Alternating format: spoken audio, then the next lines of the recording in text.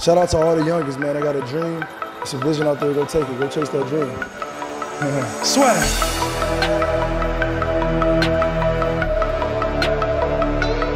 People are always saying about the talk, and I talk, and I talk, and I talk, but guess fucking what? I back it up! I back it up! Bonjour à toutes et à tous, bienvenue au podcast La Sueur avec Paulie Domso. Bonjour monsieur, nous allons faire le point sur l'UFC Calgary, donc jour de l'anniversaire de Dana White, patron de l'UFC qui voulait se faire pardonner après le fiasco de l'UFC Pop 149 ou quelque chose comme ça, et un UFC qui a été quand même assez convaincant avec trois gros combats sur la main card. On va commencer avec le Joanna Jedrzejczyk contre Tecia Torres. Joanna qui revient, qui retrouve la victoire après ses 2 défaites contre Rose, victoire convaincante. Après par contre moi je sais pas trop où elle va aller, parce que c'est un peu compliqué pour la suite. C'est toujours compliqué parce qu'elle est dans la position vraiment pas enviable de la personne qui perd 2 fois contre le champion. Ouais. Ça c'est vraiment une position qui est chiante. Enfin, vous avez qu'à demander à Benavidez ou à Junior Dos Santos ce qu'il en pense, quoi. Enfin, c'est pas une position qui est très cool parce que peu importe ce que vous faites derrière, si le champion ne change pas en fait, s'il n'y a pas un turnover au niveau du champion, vous n'allez pas avoir de title shot, quoi. Je crois que c'est jamais arrivé. Enfin, peut-être, mais en tout cas de mémoire, je suis pas capable de trouver un exemple. Et donc du coup là, elle va se ramasser des challengers en fait à la chaîne, donc des match-ups pas faciles en perspective. Et c'est même pas sûr qu'elle soit gratifiée d'un title shot. Bon après, c'est les catégories féminines. Il n'y a pas tellement, tu vois, il n'y a pas beaucoup de prospects. Ouais. Il n'y a pas un énorme vivier de combattants, donc c'est possible qu'il lui redonne une fois de plus un combat. Entre parenthèses, ça me fait marrer parce que c'est là qu'on voit la différence entre le MMA et je sais pas, par exemple la boxe, où dans la boxe il peut y avoir des mecs qui se combattent 4, 5, 6 fois, tu vois, en fait, malgré les scores, en fait, donc c'est assez marrant. Enfin, c'était juste une parenthèse. Après, par rapport au combat, c'était un beau combat. Moi, j'ai vraiment bien aimé. C'était pas non plus one-sided. Tecia Torres, elle a bien combattu. C'était compétitif, surtout sur les 2 derniers rounds. Au premier round, j'ai trouvé qu'elle avait pas su vraiment quoi faire. Et en fait, c'est toujours le problème quand on combat Joanna Jedrzejczyk, c'est qu'elle est très forte en fait si on la laisse travailler. Si tu laisses travailler Joanna Jedrzejczyk derrière son jab, elle a un très très bon jab et puis après elle travaille en combinaison, ça va devenir très compliqué parce qu'elle a un tel avantage en striking et même sa façon de combattre là pour le coup en volume vraiment et en combinaison, en variant les niveaux, c'est vraiment très perfectionné. Même chez les mecs, on voit pas une telle expertise. C'est assez rare comme style. Elle s'est notamment entraînée avec Ernesto Hoost. Pour les gens qui connaissent un peu le K1, c'était vraiment ce style-là. C'est le Dutch style, tu vois, de kickboxing où t'enchaînes en fait avec les points pour set up tes low kicks. En fait, elle fait ça, mais admirablement bien. Donc c'est très mauvais de la laisser travailler à distance en fait. Et donc il y a beaucoup de combattants qui se disent bon bah je vais lui rentrer dedans, tu vois. C'est ce qu'a fait Jessica Andrade.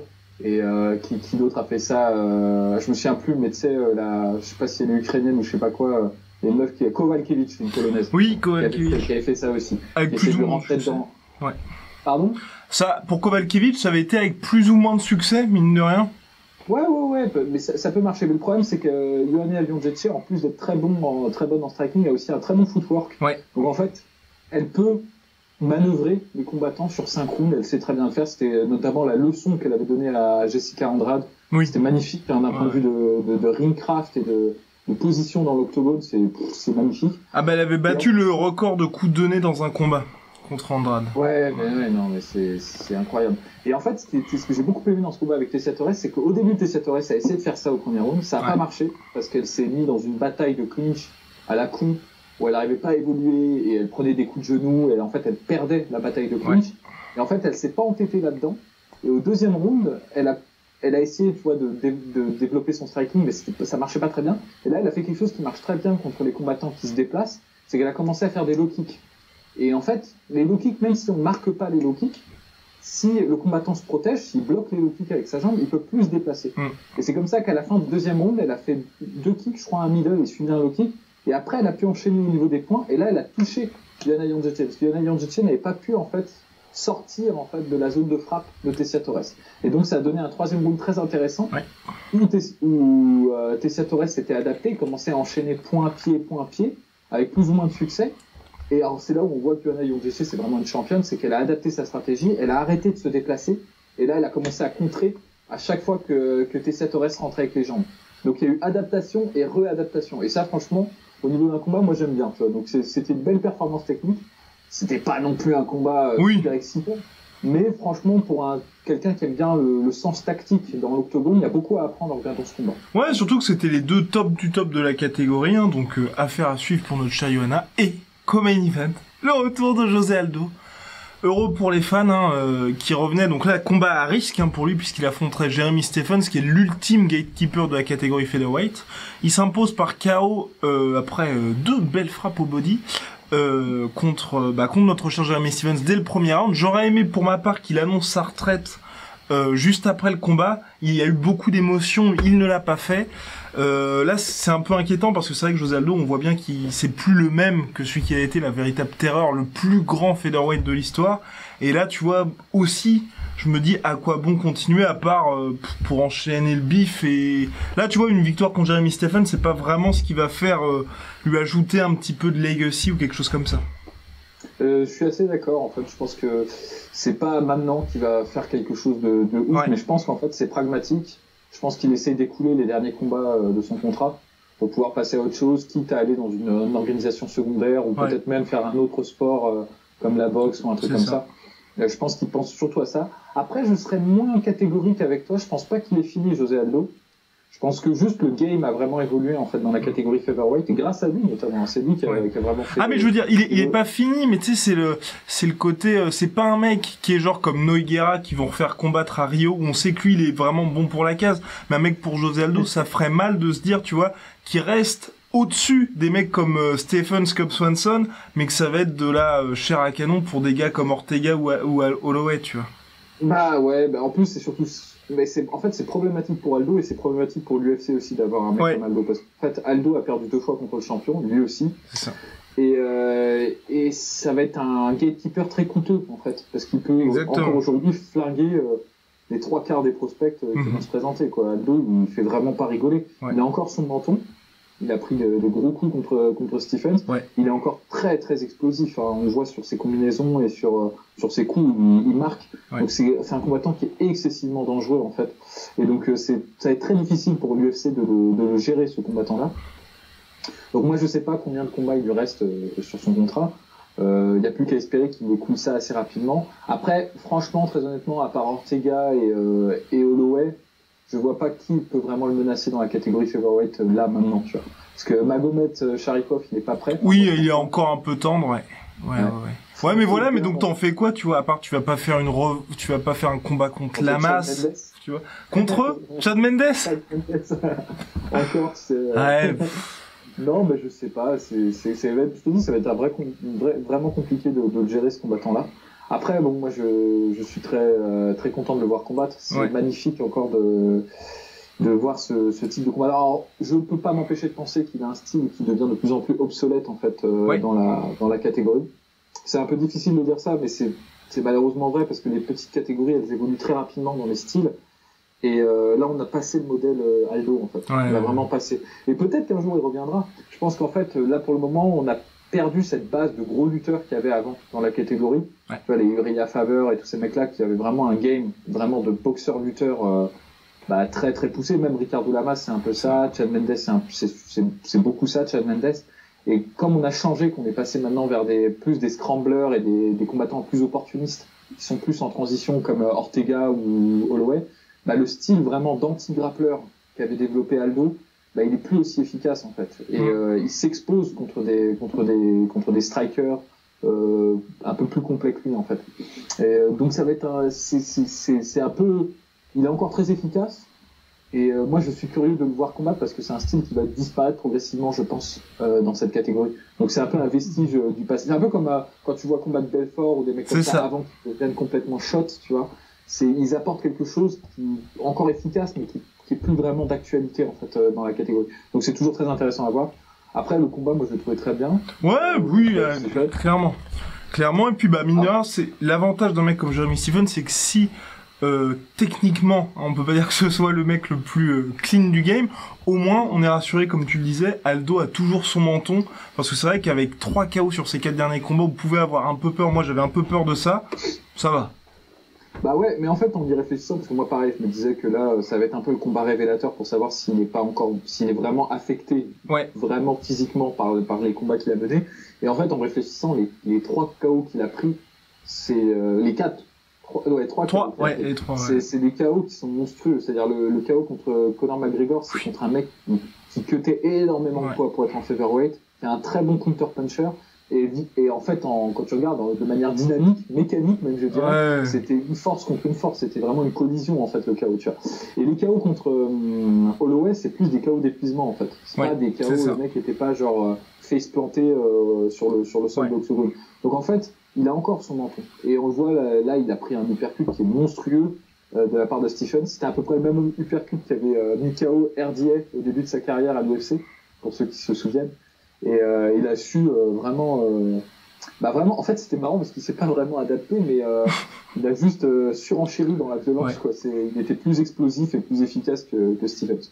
Donc très beau combat, je suis content, et puis bon, on verra ce qu'il y a pour la suite pour lui en croisant les doigts. Ouais, c'est vrai que t'as raison, et l'UFC pourrait vraiment le mettre contre Zabet Magomedsharipov, parce que lui, qui affronte finalement Yair Rodriguez, Yair Rodriguez qui voulait partir finalement, qui est de retour, parce que l'UFC, là aussi, pour lui, il se retrouvera un peu face à une pénurie de talent, finalement, face au featherweight, et puis comme la mode aujourd'hui, c'est vraiment de ne pas hésiter pour les prospects à direct leur proposer un mec qui soit dans le average classement, direct ensuite un top fighter. Là, c'est vrai qu'un José Aldo Magomedsharipov, ça pourrait être intéressant. Alors moi, je trouve que ce serait très dur pour Magomedsharipov, parce que il est encore vraiment untested, tu vois, genre on sait pas vraiment ce qu'il vaut contre des... Là, c'est comme Yair Rodriguez. Yair Rodriguez, tout le monde disait que c'était la 8e merveille du monde, puis après il a rencontré Frankie Edgar, et il y avait encore 2 classes d'écart entre lui et un top 5.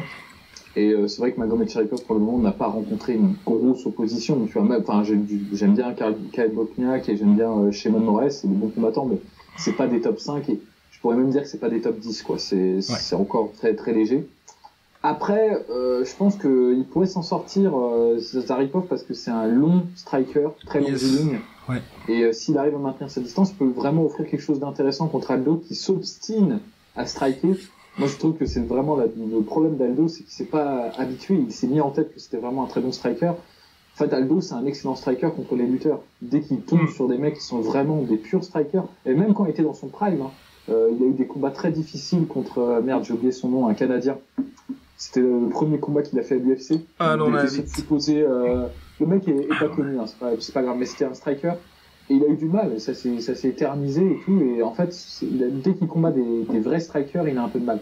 Donc en gros, si contre Magomedsharipov, il utilise tout son arsenal, il peut largement le gagner, notamment sa lutte et son grappling qui sont très efficaces. S'il se tient à boxer, et à boxer en réaction comme il fait, tu vois, genre vraiment en explosion et tout, bah il y a moyen que ce soit dangereux pour lui. Donc voilà. Affaire à suivre. Et en main event, on nous promettait la guerre pour la revanche entre Dustin Poirier et Eddie Alvarez. Nous l'avons eu, mais ce fut bref. Un round et demi, victoire de Dustin Poirier au 2e round. Impressionnant, Dustin Poirier, qui vraiment, depuis finalement son KO contre Michael Johnson et sa mise à nouveau en avant, là, il vraiment m'impressionne véritablement, aussi bien mentalement que dans sa capacité à encaisser, parce que c'est vrai qu'avant ce fameux elbow 12-6, il était dans une bien mauvaise posture, et puis l'arbitre est intervenu, et là c'était le Dustin Poirier chaud finalement, et Eddie Alvarez qui malgré tout son courage n'a rien pu faire. Ouais, Dustin Poirier, il a vraiment exploité l'opportunité qui lui était offerte par le juge. Il se l'est pas fait dire 2 fois. C'est quelqu'un qui frappe fort, Dustin Poirier, qui est technique aussi. Pareil, il travaille bien en combinaison. Ouais. C'est beau à voir des mecs, parce que c'est pas un kickboxer à la base, Dustin Poirier, mais il a vraiment une belle technique de kickboxing. Et notamment ses transitions, tu sais, il commence avec le bras arrière, il fait un uppercut, puis après il fait un low kick et tout. Enfin, c'est assez beau, assez propre. Et donc je sais pas s'il a vraiment renouvelé sa technique. Il est juste plus confiant. J'ai l'impression que c'est un combattant qui marche aussi beaucoup à la confiance et au mental. Et dès qu'il sent qu'il est impuissant, il a un peu de mal. Mais là justement, il y a quelques années, tu vois, il se recroquevillait vraiment, tu vois, quand ça marchait pas. Là, il a un peu plus de ténacité, de pugnacité, et c'est plutôt pas mal. C'était un combat qui était vraiment disputé.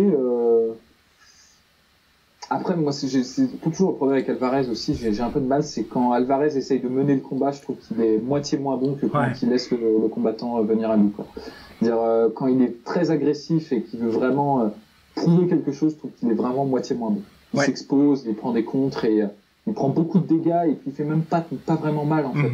Tu vois, il faisait des enchaînements au corps et au visage. Il a touché plusieurs fois Dustin Poirier, mais j'ai l'impression que ses appuis sont pas solidement ancrés. En fait, il n'arrive pas à installer son poids de corps dans ses coups. Il fait pas suffisamment mal, en fait. Et c'est toujours le problème. C'est pour ça que c'est ce qui lui était arrivé de manière encore plus flagrante contre Conor McGregor. Il arrivait à toucher au corps, il arrivait à monter, à faire ses changements de niveau qu'il fait assez souvent. Mais c'est pas là où il est le meilleur. Là où il est le meilleur, c'est quand l'adversaire lui met la pression. Et en fait, là, il est vraiment très très bon parce qu'il a un très bon footwork en défensif. Et il peut tendre des pièges. Il est assez doué pour ça. Là, il avait vraiment un contentieux avec Dustin Poirier. Et il a essayé de régler le truc. Et en plus, il a pas de bol parce que Mark Henry, son coach, qui est un bon coach, visiblement, c'est un très bon coach. Il a coaché Frank Edgar, aussi Edson Barbosa et tous ces mecs-là. Mais il a un problème, c'est que c'est peut-être un des moins bons à avoir à côté de l'octogone parce qu'il est trop vocal, trop volubile, et un peu maladroit parce que là il appelait en fait pour les elbows, tu vois. Enfin, ça se voit, il disait mais les elbows comme ça, et en fait Marc Goddard, le référé, il a vu en fait Mark Henry, puis ensuite il a regardé et il a vu que là il s'est séparé, tu vois. Et c'est dommage. En fait, ce qu'on lui reproche là, c'est un peu trop de discipline, c'est d'avoir obéi aveuglément à son coach, ce qui est généralement une qualité pour un combattant, mais là c'était pas le cas, fallait un peu réfléchir. Il fallait même, tu sais, juste tricher un petit peu, de faire un peu comme ça. Ah mais clairement oui, parce que la situation dans laquelle il était au moment où l'arbitre, les fait se relever, c'était quand même, il était bien, il était vraiment bien, et ça a complètement brisé dans sa dynamique. Non, c'est clair, et puis il avait bataillé difficilement pour avoir le takedown. Exactement. Ouais. Il était dans une position vraiment favorable, avec un truc qui moi me fait peur pour Dustin Poirier, parce que quand même, dans les top catégories, dans le top du top de la catégorie, il y a quand même de bons lutteurs, hein, Kevin Lee et évidemment Khabib Nurmagomedov. Et là, comme on a dit, Alvarez l'avait coincé contre la cage avec vraiment les deux jambes à plat et une espèce de monte, pas sur le corps de Dustin Poirier, mais sur ses jambes, où il pouvait développer son jeu de coude. Ça, c'est un truc que, par exemple, Khabib Nurmagomedov exploite super bien. Il arrive à caser son adversaire contre la cage et à le bloquer en fait avec le bras en arrière ou en agrippant ses jambes avec ses propres jambes. C'est vraiment un tueur. Michael Johnson peut témoigner. Exactement, ou Edson Barbosa. Enfin, c'est assez flippant. Donc non, mais vraiment, Dustin Poirier, c'est cool, je suis content pour lui. Après avoir... What's next? Parce que j'ai adoré je sais pas si t'as vu le post Instagram je crois que c'est Poirier qui a posté Where you at Khabib qui a répondu Calgary. Bon bah voilà. Ouais, non, je pense non. Pas encore pour le title shot. Hein. Non, pas encore. Je pense que ce serait pas mal. Moi, il y a un match-up que j'aimerais bien voir, c'est Dustin Poirier contre Tony Ferguson. Et moi aussi, tu vois, et je pense que ce serait intéressant parce qu'en plus Dana White veut que Tony Ferguson soit sur la même carte que Khabib et Conor McGregor pour s'assurer en cas de blessure de l'un des deux, et puis aussi pour finalement que ce soit un petit cadeau quand même pour Ferguson qui a perdu sa ceinture parce qu'il s'était blessé lors d'un événement promotionnel pour l'UFC. Et c'est vrai que ce combat-là, il serait intéressant. Ouais, parce que c'est un combat, j'allais dire qu'on a déjà vu, non, mais c'est un combat qui est intéressant parce que des deux, celui qui est le plus propre en striking, c'est Dustin Poirier. Il est beaucoup plus conventionnel et beaucoup plus orthodoxe dans sa façon de combattre. Et il fait tout très bien, en fait, en fondamental. Mais, et en fait, c'est un peu comme quand Rafael Dos Anjos avait combattu Tony Ferguson. C'est pareil, c'est un mec qui fait tout très bien, comme les profs te disent de le faire, en gros.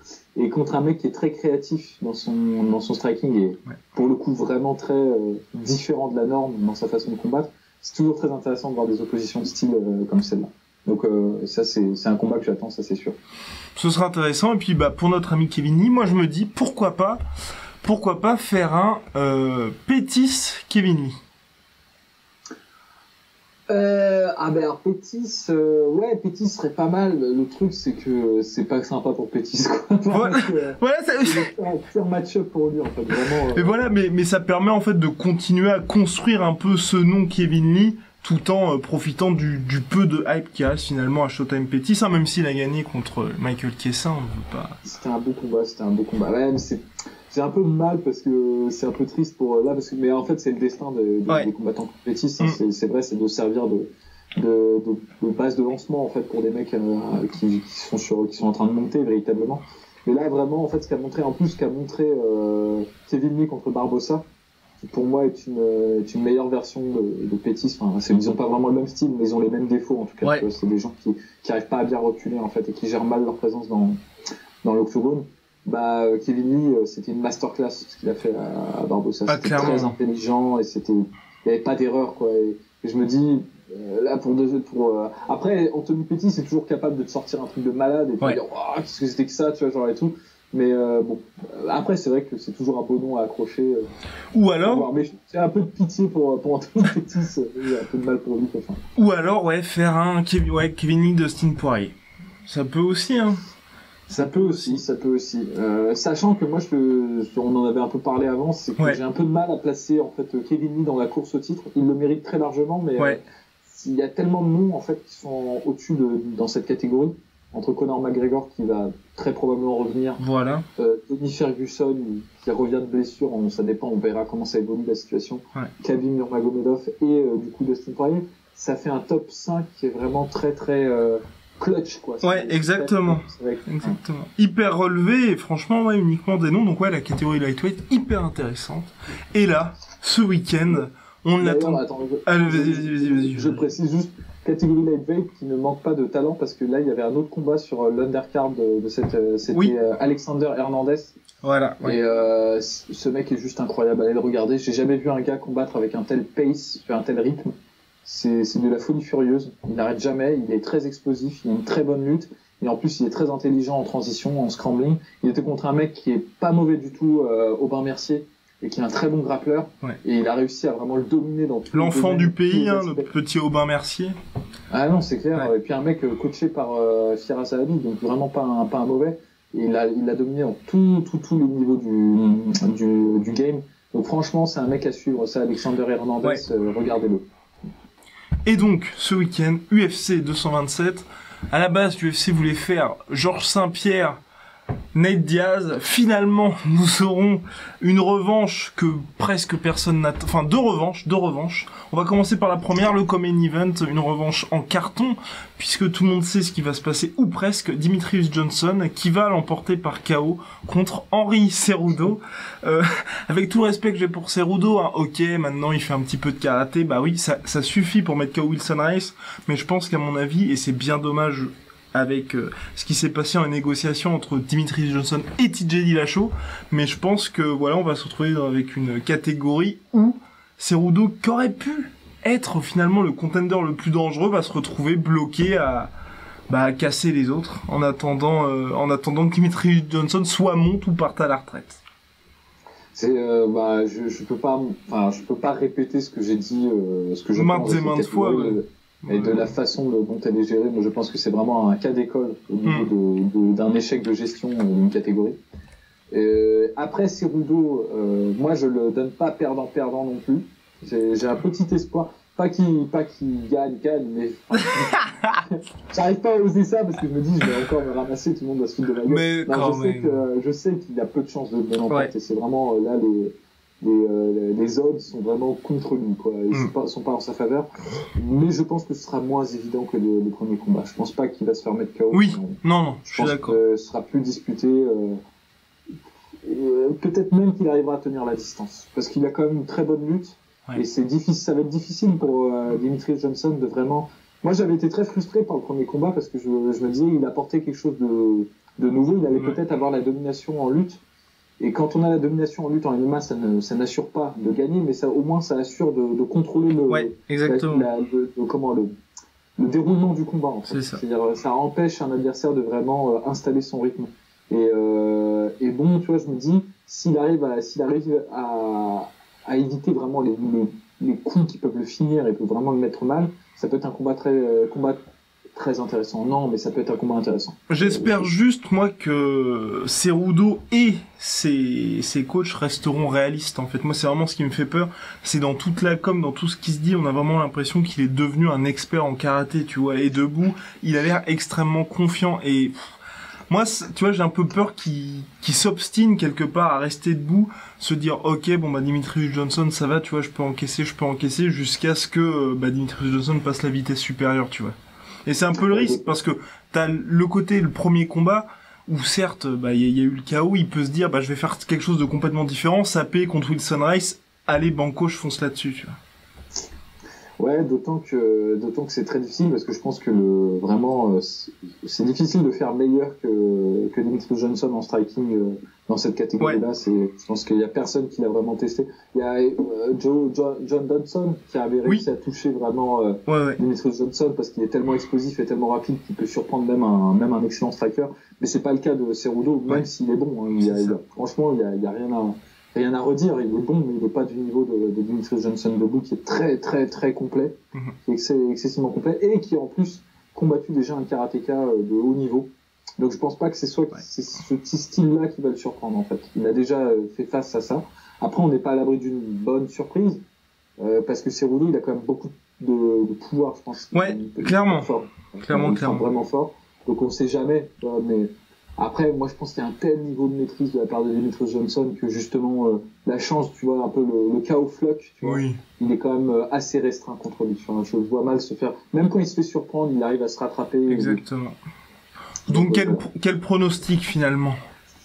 Moi, je vais sur une unanimous décision, mais bien tranchée pour Demetrius Johnson. Je pense que les premiers rounds vont être assez serrés. Enfin, si c'est pas un KO explosif au début, mais les premiers rounds vont être assez serrés. Et comme d'habitude, parce que personne n'est entraîné en 5 rounds en flyweight à part lui, il va vraiment dérouler la locomotive dans le round 4 et 5 et vraiment dominer totalement Cerudo dans le round 4 et 5.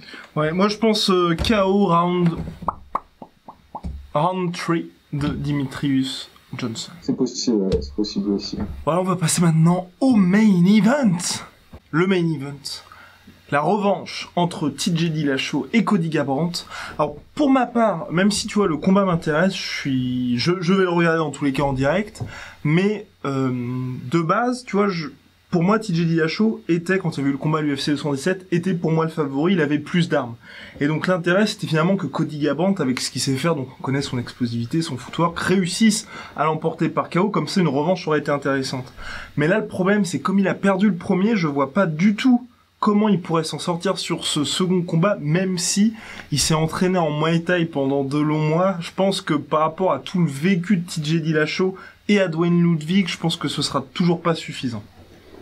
Ouais, ça va être très compliqué. Je pense pas que ce soit la bonne solution d'essayer d'égaler Dillashaw, là où Dillashaw excelle, c'est mauvais. Et en plus de ça, je pense pas qu'il arrivera à avoir une team du calibre de celle qui est montée par Duane Ludwig tout autour, parce que Duane Ludwig, en fait, sa team, il en a rien à foutre. C'est juste tout autour de TJ Dillashaw. C'est ça. Il le dit lui-même dans ses interviews. Les autres, ils viennent s'ils veulent, mais en gros, tout ce que je fais, ça tourne autour de TJ Dillashaw. Donc, TJ Dillashaw, il a vraiment, depuis maintenant, quand même pas mal ça fait à peu près 3 ans qu'il est là-bas. Ouais. Vraiment une team qui est vraiment dédiée à lui et à ses points forts.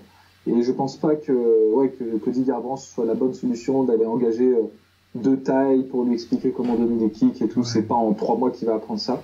Je pense qu'il faut qu'il se base sur sa force, là où il a du succès. C'est un excellent counter-puncher. Clairement. C'est là qu'il avait mis knockdown TJ. Ouais, il est toujours. Moi, je pense que c'est un combat, c'est 50-50, honnêtement. Hein. Il est capable de mettre KO TJ Dillashaw, moi, je pense.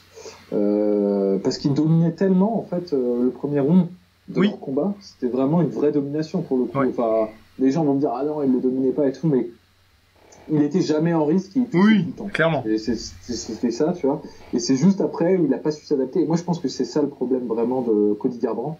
Et je le dis ça va être difficile de le dire avec du respect et tout, mais je pense que Cody Garbrandt, c'est un abruti, en fait. Oh, putain! C'est dur à dire, mais je pense que c'est vraiment un débile profond. Enfin, je suis méchant, mais à chaque fois que tu vois les interviews de lui, c'est un mec qui comprend rien à rien, tu vois. Enfin, un débile il a sûrement beaucoup de talent dans le combat. Ouais. Ça, je lui retire vraiment pas, tu vois. C'est quelqu'un qui est très doué là-dedans et qui est efficace, qui tape fort, qui est bon.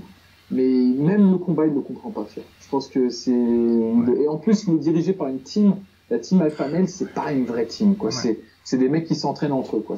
Il y a pas un coach vraiment qui leur dit. Uriah Faber, il fait un peu office de mentor, mais d'après ce qui ressort des interviews et tout, c'est plus des mecs qui se parlent entre eux et qui s'entraînent un peu les uns les autres. Il y a pas vraiment de guide qui dit bon bah toi tu dois travailler comme ça, toi tu dois travailler comme ça, toi tu dois développer tel point fort. Et c'est d'ailleurs pour ça que TJ Dillashaw s'est cassé de la team Alpha Male. Team Alpha Fail selon certains. C'est pas moi qui dis ça, Non mais et j'aimerais bien aussi, tu vois, pour ce combat-là. C'est pour ça que je doute vraiment sur la victoire de Cody Garbrandt, parce que pareil, tu vois, ces kicks, on l'a très bien vu dans le premier combat, ce serait bien de les utiliser contre un TJ Dillashaw. Parce que les kicks de Garbrandt sont pas du tout dangereux, et surtout dans un combat comme ça, il en a besoin, il lui faut ses kicks. Et pareil là, comme tu l'as dit, c'est vrai que c'est pas en 3 mois avec 2 tailles que tu vas apprendre quoi que ce soit à ce niveau. Non. Alors après, si tu prends les kicks pour les kicks, c'est sûr qu'il fera jamais mal avec ses kicks. Ouais. Enfin, il sera toujours capable, c'est un athlète quand même, hein, il sera toujours capable de mettre KO des mecs avec un high kick, ça c'est évident. Mais contre un mec comme Dillashaw, ça peut être intéressant d'avoir des kicks pour cadrer son mouvement. En fait. Voilà. Parce que Dillashaw, le truc c'est que il cut les angles très bien en pivotant beaucoup, et en fait il nullifie un peu ta capacité de counter-puncher comme ça en fait, en changeant ses angles de frappe pour ensuite attaquer. Et c'est comme ça qu'il avait esquinté Renan Barrow 2 fois, alors que Renan Barrow c'est vraiment un mec qui était très très bon en contre, mais il n'était pas du tout prêt à ce style-là. Alors Cody Garbrandt ça pourrait être pas mal, mais tu sais il a même pas besoin vraiment de travailler en kick, s'il travaille déjà en feinte. Et je pense que s'il arrive à feinter pour troubler en fait l'installation de Dillashaw dans son mouvement, il pourra dérouler son jeu de points.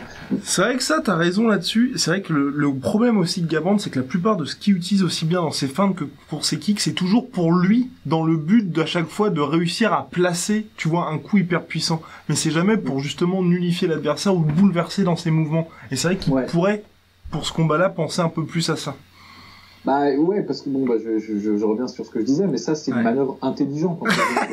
Non, mais c'est vrai. Enfin, c'est oui, non, c'est clair. Il y avait un combat il y a quelques semaines. Bon, c'était un combat de kickboxing et d'ailleurs personne l'a vu parce que c'était un combat de Bellator, mais c'était Petrosyan contre Alazov. Petrosyan qui est une légende parmi les légendes. Kickboxing. Et Alazov c'est un mec vraiment dangereux. C'est un mec jeune, très explosif, très dangereux. C'est un tueur. Il a je sais pas combien de finishes. Il était sur une super winning streak. Et Petrosyan, il commence à se faire vieux, il combat plus vraiment dans le top niveau et tout. Mais c'était fabuleux de voir comment Petrosyan, juste avec un jeu de feinte, même sans vraiment frapper, même sans vraiment attaquer, juste en feintant et en troublant l'adversaire, a réussi à nullifier l'agression en fait d'Alazov. Et il a d'ailleurs gagné par décision. Et en fait, c'est là où tu vois la différence entre un mec qui est un véritable tacticien et qui comprend très très bien en fait ce qu'il fait, avec un mec qui reproduit juste ce qu'on lui a dit de reproduire en fait. Et donc, comme en plus à Team Alpha Male, ils n'ont pas vraiment des stratèges très très pointus sur la façon de combattre, je pense que c'est ça qui va manquer. Alors, il est toujours capable de mettre KO les mecs parce que physiquement, il est très fort et puis il est aussi très bon en boxe. Mais après, je pense que c'est ça qui manque à un mec comme Garbrandt. Il faudrait qu'il ait un très bon penseur derrière lui. Comme lui, je pense qu'il n'en soit pas vraiment. Clairement. Mais c'est pas une critique. Enfin, tu vois ce que je veux dire. Mais c'est vraiment capable lui-même, tu vois. Mais c'est juste, il faut qu'il ait un mec, comme Duane Ludwig, mais de son côté. Exactement. Donc ça annonce un petit peu. Ça paraît sévère, mais je dis ça. Faut vraiment, je critique pas moralement la personne. Je le connais pas, tu vois. Mais c'est juste qu'il ressort de ses interviews et tout. Je pense que c'est un mec qui est très bon dans ce qu'il fait. Et puis c'est tout, tu vois, c'est tout. Oui, non, c'est vrai. C'est vrai, mais après, tu vois, ce que je me dis, c'est peut-être que Cody Garbrandt sera capable de nous surprendre, parce que c'est vrai qu'avant le combat contre Dominic Cruz, il en avait vraiment surpris plus d'un avec son footwork, et puis vraiment il était calme, posé, puis plein de maîtrise. Et là, peut-être aussi, il y a peut-être ça aussi, hein. On sait que c'est un gars qui est quand même très émotif, et peut-être que contre TJ Dillashaw, il y avait tout ce qui était remonté, je me bats pour la team affamée, je me bats pour Faber, ce mec m'a trahi, et peut-être que tu vois, il était vraiment omnubilé par ce chaos, et alors que d'un autre côté, TJ Dillashaw était là pour prendre la ceinture, tu vois. C'est ça qui est dur avec que je comprends pas moi avec Cody Garbrandt, c'est qu'il a été capable de faire une masterclass contre peut-être un des combattants les plus tricky de l'histoire de Dominic Cruz, et vraiment de se tenir à un game plan, d'avoir une discipline de légionnaire romain, hein, vraiment de pas s'engager quand il fallait pas s'engager, d'être très, et même d'une certaine manière plus discipliné que TJ Dillashaw lui-même. TJ Dillashaw avait combattu Dominic Cruz, donc c'était assez étonnant. Et même dans le premier round contre TJ Dillashaw, c'était impeccable ce qu'il faisait. Mais j'ai l'impression que le fait d'avoir touché durement Dillashaw, presque l'avoir terminé, ça l'a mis dans une espèce de roller coaster émotionnel. Et là, il n'y arrivait plus, quoi. Ouais, et puis il y a eu ce fameux high kick, hein, où pour la première fois, c'est peut-être ça aussi, hein. Peut-être pour la première fois, tu vois, l'UFC il était vraiment dans le dur, peut-être que ça aussi, tu vois, ça a été l'espèce de bouton switch où il s'est dit, peut-être que ça sera plus compliqué sur ce combat-là parce qu'il s'en est jamais remis ensuite. Et puis il se faisait finir par KO au deuxième round. Ouais. Alors c'est marrant parce que, juste un dernier truc, je pense que les deux sont très vulnérables au high kick. Ouais. TJ Dillashaw et lui. Et c'est dommage qu'il n'exploite pas cette arme, justement, enfin qu'il n'est pas niveau, mais peut-être qu'il va nous surprendre, peut-être qu'il va nous faire un high kick, on peut espérer. Who knows. Alors bien, nous avions des questions, et oui, parce que la dernière fois on n'avait pas pu parler de la boxe, il y a eu le retour de Manny Pacquiao, on nous avait posé la question sur Facebook, merci, Facebook @la sueur, n'hésitez pas à nous poser des questions, sur le retour de Manny Pacquiao, bon, qui récupère une ceinture, mais à 38 piges, à quoi bon? Voilà, il est champion du monde, mais pour aller où? Le combat contre Lomachenko me fait énormément peur. Certes, il y aura de l'argent, mais pour son héritage, ça risque de mal se finir. Ouais, en plus, non, ce serait vraiment pas bon. Ouais. Déjà, il avait pris un risque contre Mathys, parce que Mathys, mine de rien, c'est un mec qui tape vraiment fort. Ouais. Alors, j'étais très agréablement surpris parce qu'il a vraiment bien dirigé le combat, il a bien...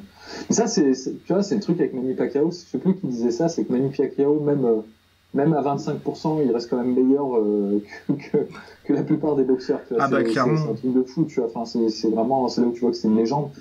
Après, c'est le problème de la boxe, quoi, il peut attendre trop longtemps, il peut vraiment faire le combat de trop, quoi, ça s'est vu 1 million de fois en boxe, tu vois, il y a plein de combattants qui font cette erreur-là, et surtout quand on a eu une carrière aussi prestigieuse que celle de Pacquiao, quoi. Donc, et c'est vrai qu'un combat contre Lomachenko, ce serait vraiment, je pense, le combat de trop, là, pour le coup.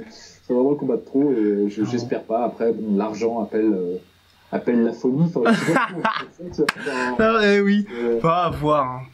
Et donc, François Thomas, donc merci François pour cette question. Et il y avait, Othman, dédicace à Othman qui fait son anniversaire aujourd'hui. Bon anniversaire Othman, fidèle auditeur de la sueur, donc merci Othman. Et on va en profiter aussi, le fameux Anthony Joshua contre Povetkin. Finalement, existe Deontay Wilder, Povetkin Joshua. Ouais. Ma foi, je suis très confiant pour le Britannique. Ouais, moi aussi, mais je pense que c'est un bon combat quand même. Enfin, oui. Je suis content. C'est bon, après, encore une fois, c'est un peu le cimetière des éléphants, cette affaire-là, parce que Povetkin arrive quand même sur ses 38 ans, 39 ans, je sais oui, pas. Oui. Il arrive en fin de carrière. Povetkin est en fin de carrière. Même s'il est encore assez efficace, il est sur une belle série de KO quand même, je dois avouer. Ouais.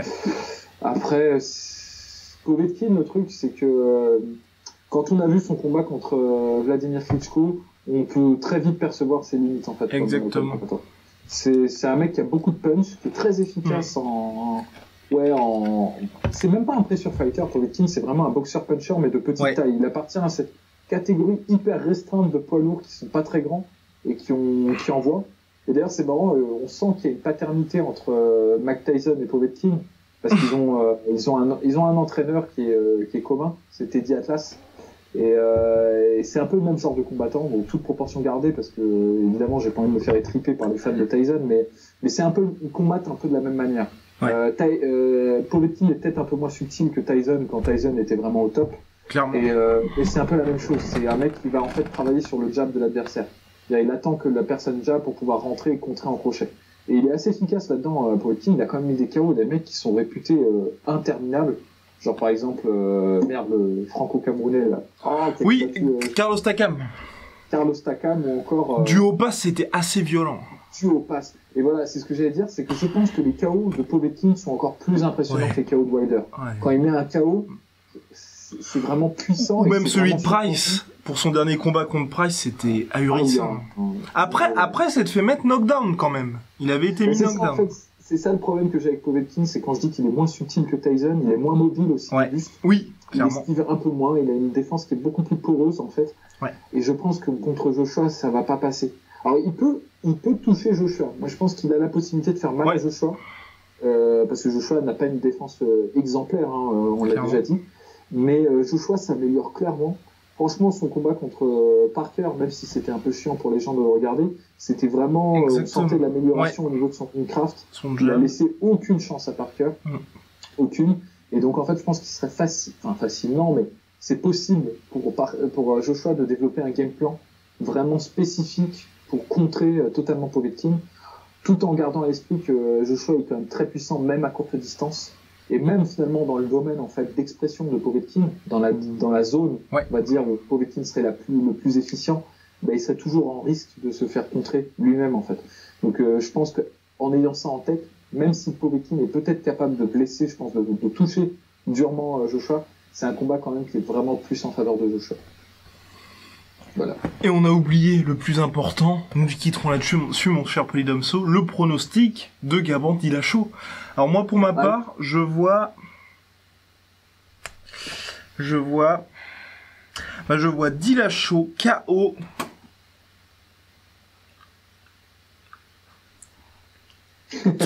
Troisième round. En fait, c'est compliqué parce que mine de rien, dans ma mémoire, déjà, rien que le fait d'avoir réussi à mettre KO Garbrandt, j'étais quand même hyper impressionné. Et là, c'est sûr, je veux une victoire de Dillashaw après, ouais, KO, ouais, allez, KO troisième round aussi, je pense. Alors moi, je suis emmerdé parce que c'est, malgré tout ce que j'ai dit contre Garbrandt, c'est quand même 50-50 parce que le mec est quand même bon, tu vois. Enfin, ouais. il est quand même vraiment bon, même si je le trouve pas très réfléchi en fait dans sa façon de combattre, mais il est quand même très efficace et je pense qu'il est quand même largement capable de mettre KO TJ Dillashaw. Il est capable de le contrer et c'est vraiment compliqué. Moi, je pense que je side plus du même côté que toi, du côté de TJ Dillashaw. Surtout, en fait, quand je vois le camp qu'il a autour de lui, moi, c'est surtout sa façon de s'entraîner. Il s'entraîne vraiment avec des mecs très bons. Ouais, je vais dire Dillashaw, ouais, KO soit dans le deuxième, soit dans le troisième aussi. Je suis à peu près comme toi, en fait. Et on le rappelle juste, hein, pour nos pronostics, le sans faute de Rust, qui a eu la semaine dernière les bons combattants et les bons rounds. Alors là... Ouais, c'était pour rattraper la dernière fois. On avait fait un 0 pointé. L'infamous du UFC 226, l'UFC de la honte. Bah c'est cool.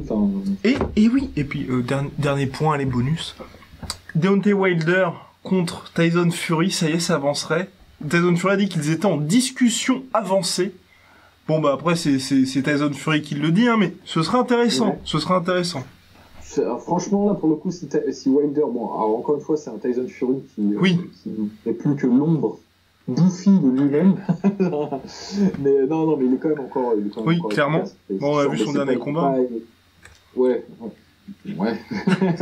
Mais non mais ça reste quand même un mec très dangereux parce qu'il est quand même lui pour le coup il est quand même super réfléchi dans sa façon de combattre. Oui. Yes. C'est vraiment un stratège pour le coup. Et donc du coup, là si jamais Wilder arrive que ce combat se concrétise et que Wilder gagne, je pense que Wilder aura vraiment banni sa réputation définitivement de mec à carrière un peu bidonné, tu vois. Genre, clairement. Parce que là il aura combattu Luis Ortiz et Tyson Fury, donc qui sont parmi le top 5 du game actuel. Il n'aura plus qu'à terminer avec un Joshua et là ce sera parfait. Tu vois, là on pourra dire Wilder, parfait. Tu vois. On sera magnifique. Eh bien merci de nous avoir suivis, mon cher Polydomso. Bonne salutation à tous. À la prochaine. Shout out to all the youngest, man. I got a dream. It's a vision out there. Go take it. Go chase that dream. Swag.